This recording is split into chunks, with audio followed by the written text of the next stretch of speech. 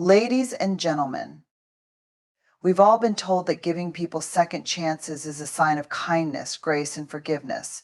Society often teaches us that offering someone a fresh start is noble, even when they've hurt us. But today I want to invite you to look at this from a different angle. Sometimes, not giving someone a second chance is an act of love for yourself, for your boundaries, and for your emotional well-being. It's about honoring your worth and protecting your vulnerability. Trust is not something we give freely after it's been broken. It is earned, built, and nurtured over time.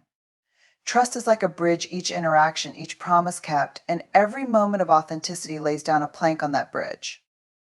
But when someone breaks our trust, it's like they've ripped out those planks, leaving a gap between us. We can't just expect that bridge to be fixed because they've said the right words or made promises. The bridge isn't rebuilt by mere intention or apology. It takes time, effort, and consistent behavior. And here's the thing, not everyone is willing to put in that work. Not everyone deserves a second chance to try. When someone violates that trust and then expects to be let back into your life without showing genuine change, they're not respecting the process it takes to rebuild. They're not honoring the emotional labor it requires for you to even consider opening your heart again. Giving someone a second chance when they haven't earned it doesn't repair the damage. It only undermines your integrity and your sense of self-worth. It sends the message that trust is cheap, that it can be given and taken at will, without consequence. But that's not how real, meaningful relationships work. Setting boundaries is an act of courage. It's about standing in your truth and saying, this is what I need to feel safe, respected, and valued. Boundaries are not about shutting people out. They're about creating a space where healthy relationships can thrive. When we fail to hold people accountable for crossing those boundaries and give them a second chance without requiring any real change, we're not protecting ourselves. We're allowing our boundaries to be porous, and porous boundaries lead to resentment, frustration, and eventually emotional exhaustion. By holding firm to your boundaries, you're telling the world that you value yourself enough to walk away from people who don't. This isn't about being unkind or unforgiving. It's about knowing that your emotional and mental well-being comes first. It's about acknowledging that you deserve relationships that are built on mutual respect, not on a cycle of harm and apology. Giving someone a second chance after they've shown you who they really are, especially when they've repeatedly disrespected your boundaries, isn't an act of grace. It's self-sabotage. Not everyone who enters your life is meant to stay. And that's okay. Some people come into our lives to teach us something, and once that lesson is learned, it's time to let them go. We often hold on to relationships that no longer serve us because we fear the unknown, we fear being alone, or we believe that we owe it to them to give them another chance. But the truth is, you don't owe anyone your energy, your time, or your heart if they've shown you that they're not capable of treating you with the respect and care you deserve. Letting go of someone who has hurt you is not about holding a grudge or seeking revenge. It's about standing up for yourself and acknowledging that you deserve better. It's about creating space in your life for relationships that uplift you, that fill you with joy, and that honor your worth. By holding on to someone who continuously hurts you, you're closing yourself off to the possibility of something better. You're allowing someone else's behavior to dictate your happiness and your sense of self-worth. One of the most powerful things we can do in our relationships is to hold people accountable for their actions. Accountability means owning up to your mistakes, acknowledging the hurt you've caused, and making a conscious effort to change. It's not enough for someone to say, "I'm sorry." Words without action are meaningless. Real accountability requires vulnerability. It requires vulnerability. It requires someone to look inward, to confront their own flaws, and to commit to doing the hard work of change. And here's the truth, not everyone is willing to do that. Some people would rather offer a surface-level apology and move on, expecting you to do the same. But if someone isn't willing to truly own their mistakes and take responsibility for their actions, then they don't deserve a second chance. Allowing someone back into your life after they've hurt you without requiring accountability is like putting a Band-Aid on a deep wound. It may cover up the hurt for a moment, but the wound is still there, festering beneath the surface. Without real accountability, without a genuine effort to make amends and change, you're just setting yourself up to be hurt again. You deserve better than that. We often think that being vulnerable means opening ourselves up to everyone, giving people the benefit of the doubt, and offering second chances freely.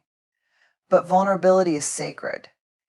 It's not something we should give away to just anyone, especially to those who've proven they don't value it. When you allow someone who has hurt you back into your life without requiring them to earn that trust again, you're exposing yourself to the risk of being hurt once more. You're giving them access to your heart, your emotions, and your spirit without any assurance that they've changed or that they won't harm you again. True vulnerability requires discernment. It requires knowing who is worthy of hearing your story, of being let into your heart, and of sharing in your journey. Not everyone deserves that level of intimacy, especially if they've proven that they can't be trusted with it. By withholding a second chance from someone who hasn't earned it, you're not being cold or unforgiving, you're protecting yourself. You're honoring the sacredness of your vulnerability and choosing to share it only with those who have proven themselves to be safe, trustworthy, and deserving. There's a difference between forgiveness and reconciliation. Forgiveness is about healing yourself, releasing the anger, bitterness, and resentment that can weigh heavy on your heart. It's about choosing to let go of the hurt and the pain so that you can move forward in your life. But forgiveness doesn't mean that you have to let someone back into your life.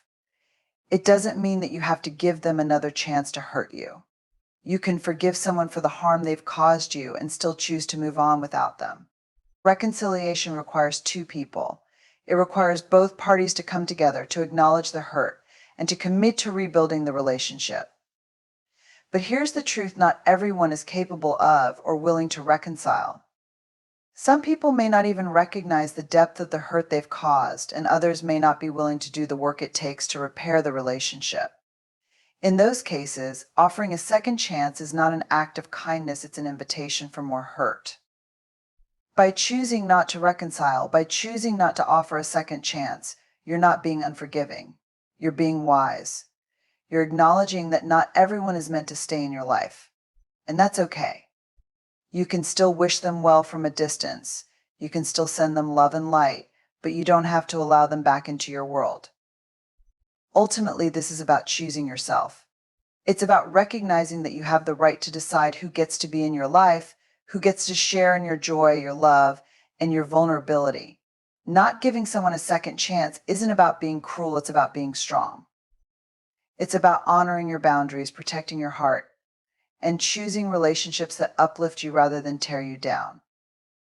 So, the next time you find yourself wondering whether or not to give someone a second chance, I want you to remember this: you are not obligated to keep anyone in your life who doesn't respect you. You are not required to forgive someone just because they ask for it. You have the right to choose who gets access to your heart, your energy, and your time. And sometimes the most powerful, the most loving, the most courageous thing you can do is to say no more. You deserve relationships that are built on mutual respect, trust, and love. You deserve to be surrounded by people who lift you up, who honor your boundaries, and who value your vulnerability. Don't settle for anything less. When we think about giving second chances, we often view it as a demonstration of our kindness, compassion, and humanity. We tell ourselves that people deserve forgiveness, that we should extend grace, and that by doing so we are embodying the very best of ourselves. But what if I told you that sometimes the most loving, compassionate, and kind thing you can do is to not give someone a second chance? What if the real act of courage is recognizing when someone has already shown you who they are and accepting that?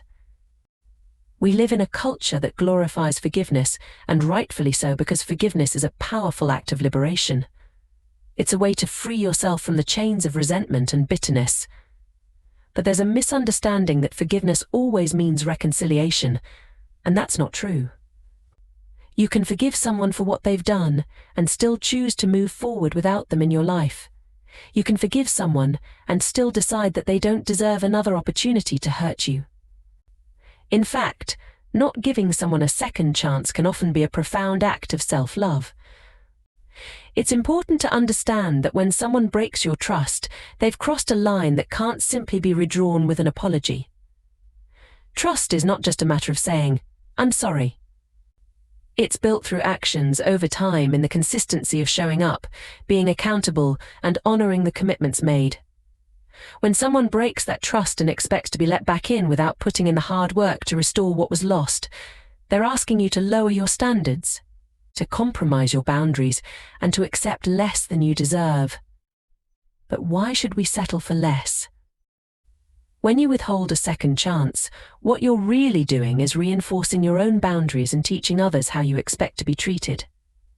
You're standing in your power, saying, "I am worthy of respect, I am worthy of care, and I will not allow anyone to diminish that." This isn't about revenge or punishment, it's about self-preservation. It's about understanding that some people are in your life for a season, and their time has passed.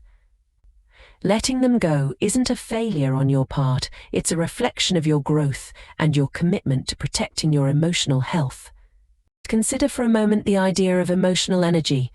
We have only so much of it. It's a finite resource, and who we choose to give it to matters. If you continuously give second chances to those who have shown you, through their actions, that they are not capable of respecting your boundaries, you are draining their energy. You're pouring from a cup that will eventually run dry. And then, what's left for you? What's left for the people who truly value and cherish you? When we keep people in our lives who don't deserve a second chance, we're not only compromising our well-being, but we're also taking away from the relationships that genuinely nourish us. There's a tendency, especially among those of us who are empathetic and compassionate, to believe that we should always give people the benefit of the doubt, that it's our responsibility to help them grow, to guide them toward being better, and to offer them grace when they falter. And while grace is important, it's also crucial to recognize that growth is a personal journey. You can't force someone to change. You can't give them a second chance and expect them to become the person you want them to be. People have to be willing to do the work themselves. They have to be committed to their own transformation. Without that commitment, offering a second chance is merely an invitation to repeat the same painful patterns. Accountability is a cornerstone of real change. If someone has hurt you, whether it's through betrayal, dishonesty, or neglect, and they haven't taken full responsibility for their actions, they haven't earned the right to be back in your life. Saying "I'm sorry" is not the same as being accountable. Accountability means acknowledging the harm caused, making amends, and demonstrating through consistent behavior that they are committed to doing better. Without accountability, there is no foundation for trust, and without trust, there is no foundation for a healthy relationship. When you withhold a second chance, you're not being cruel, you're setting a standard. You're saying, "I expect better, and I won't settle for less." Many of us fear being seen as unforgiving or unkind when we choose not to give someone another opportunity. But let me tell you something, there is nothing unkind about protecting your heart. There is nothing unforgiving about walking away from someone who doesn't value you. Forgiveness is about letting go of the hurt so that it no longer has power over you. It's about freeing yourself from the emotional weight of someone else's actions. But forgiveness doesn't mean you have to let them back in. It doesn't mean you have to subject yourself to the possibility of being hurt again. Sometimes the bravest thing you can do is forgive from a distance and continue walking your own path without them. This is about self-respect.